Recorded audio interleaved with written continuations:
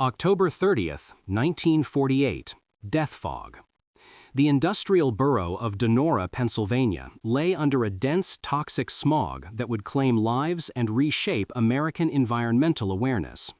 Located in a horseshoe bend of the Monongahela River and bounded by hills rising roughly 400 feet above the riverbank, the town hosted heavy industry, including the Donora Zinc Works and the American Steel and Wire Plant owned by U.S. Steel.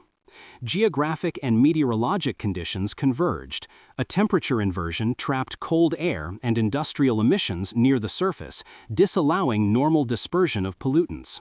This inversion enabled the accumulation of sulfur dioxide, hydrogen fluoride, fluorides, and other toxic emissions from local mills. The air quality rapidly deteriorated.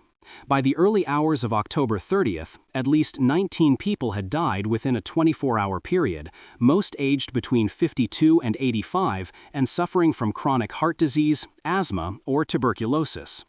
Roughly 500 residents had become acutely ill by that time, and about 43% of the town's population experienced respiratory distress from the smog. The dense fog persisted until rain on October 31st gradually dispersed the contamination. Although officially 20 fatalities were attributed to the event in the immediate term, additional mortality followed in subsequent weeks and months. Investigations conducted by the Pennsylvania Bureau of Industrial Hygiene documented extraordinarily high levels of sulfur dioxide, soluble sulfants, and fluorides in the air during the event.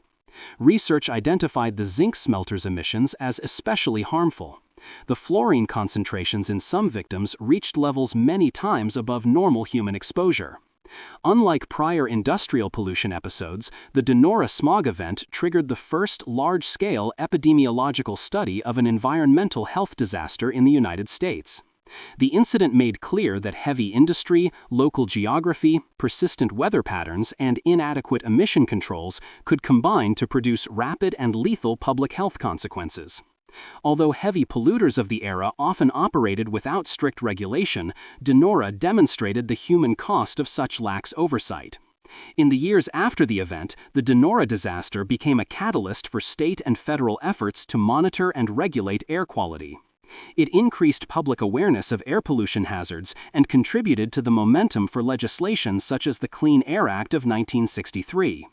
Beyond its regulatory legacy, the Donora smog event left a demographic and environmental imprint.